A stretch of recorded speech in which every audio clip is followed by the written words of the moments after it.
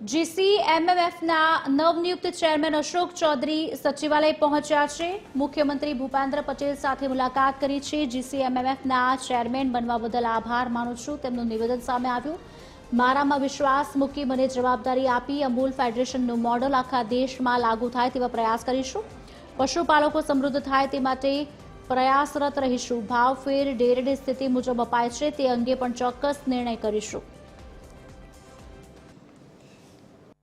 साहेब सौ આગેવાનો અને બધાએ જે મારા વિશ્વાસ મૂકી અને મને અમૂલ ફેડરેશનના ચેરમેન તરીકેની જવાબદારી આપી છે એના માટે બધાનો ખૂબ ખૂબ આભાર માનું છું।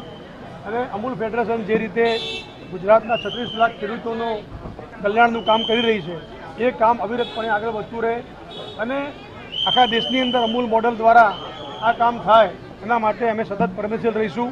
અને વર્ષો પહેલાં જે આપણા ત્યાં વ્યવસ્થા ગોઠવાયેલી છે એ વ્યવસ્થા દ્વારા ગુજરાતના ગામડા સમૃદ્ધ બન્યા છે।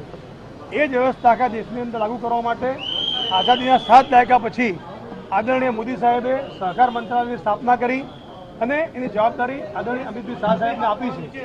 ત્યારે એ જે પ્રમાણે ચિંતા કરી રહ્યા છે એ ચિંતા એમની એ છે કે દેશનો ખેડૂત સમૃદ્ધ થાય, પશુપાલક સમૃદ્ધ થાય, એના માટે એ પણ રાત દિવસ કામ કરી રહ્યા છે।